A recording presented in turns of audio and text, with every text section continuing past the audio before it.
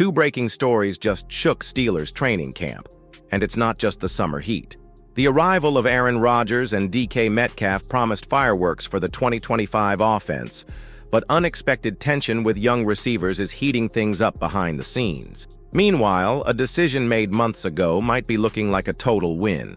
Pittsburgh chose not to pay big for Justin Fields, and his early struggles at Jets camp are raising eyebrows. If you're a true Steelers fan, make sure to subscribe to the channel so you don't miss any updates.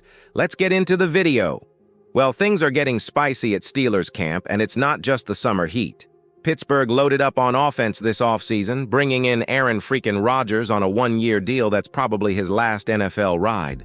They also made waves by snagging DK Metcalf from Seattle, so yeah, Rodgers and Metcalf are expected to be the next big QB-WR duo, tearing up defenses in 2025. But behind the scenes, not everything's sunshine and rainbows. The depth at wide receiver?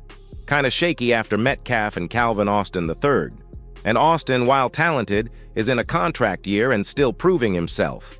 The WR3 spot currently belongs to Roman Wilson, a second-year guy trying to bounce back after a rough, injury-riddled rookie season.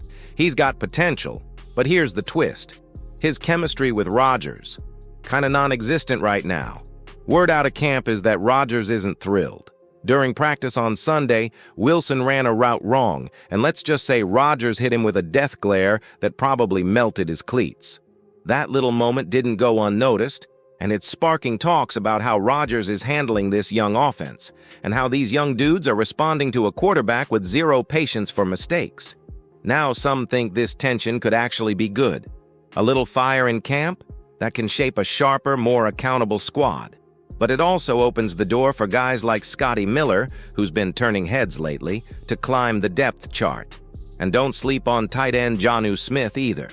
After a breakout year in 2024, Smith's lining up all over the offense, stealing snaps, targets, and maybe even Wilson's job if things don't pick up soon. Wilson's not out of the race yet.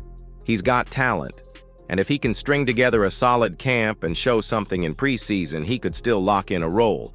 But right now, it's crunch time. Meanwhile, all eyes are also on the big boys up front. The O-line's performance this season might be the single biggest factor in whether Rodgers has a triumphant farewell tour or a frustrating exit. Troy Fautanu, after barely playing last season, is expected to step up big time. The dude was a stud at Washington and is finally healthy and ready to roll. On the other side, Broderick Jones, former first-rounder, is nursing a groin issue, but the vibe is that it's not serious. If the line can protect Rodgers and give these young receivers room to grow, this Steelers offense could get dangerous fast. But if not, it might be a rocky ride for Rodgers' last dance in the NFL. And if you thought that was big, wait until you hear what just came out about Justin Fields with the Jets. Looks like the Steelers may have dodged a $40 million bullet. The Steelers might have dodged a serious bullet, folks. Remember the QB roulette they were spinning in 2024? Justin Fields and Russell Wilson both took their turns under center, showing flashes but never quite lighting it up enough to lock down the future. When the season wrapped, Pittsburgh basically said thanks but no thanks and hit the reset button. Fast forward to now, and it's looking more and more like that gamble is paying off. Fields ended up cashing in with the New York Jets. 2 years, $40 million with $30 million guaranteed. That's a big chunk of change for a guy the Steelers weren't convinced was worth building around. Pittsburgh reportedly had some interest in keeping him around, just not at that price tag. And based on how Fields has looked early in Jets camp, that decision is aging like fine wine for the black and gold. Jets beat reporter Connor Hughes dropped the hammer after Tuesday's practice, and the news was not pretty. Fields went 9 for 17 with 2 picks, didn't hit a single throw beyond 5 air yards, and took 3 sacks. Yikes. And that's not even counting the brutal 1 for 4 with another INT in 7-on-7 work.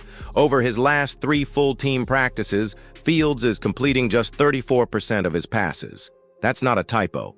That's a major red flag. Now, look, we all know not to overreact to training camp stats. Maybe it's just a rough stretch.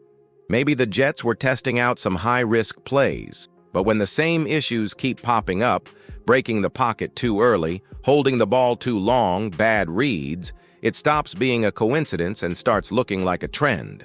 Steelers fans saw these habits up close last year, and now the Jets are getting their own taste. That Week 1 showdown? Oh, it's gonna be juicy. Rodgers taking on the team that dumped him. Fields facing the team that didn't think he was worth the money. It's drama, it's revenge, it's prime-time level theater. And if Fields doesn't clean things up fast, Rodgers might be the one walking away grinning ear to ear, while the Jets start sweating that $40 million investment. At the end of the day, the NFL isn't just about arm talent or highlight plays. It's about fit, timing, and whether a guy can lead a team consistently. The Steelers looked at Fields and decided the price wasn't worth the upside. After what we're seeing in Jets camp so far, that tough call might end up being one of the savvier moves Omar Khan and Mike Tomlin have made in a while. Rodgers is demanding, and rightfully so. This offense has talent, but still needs to click. As for letting Fields walk, that call is aging like fine wine.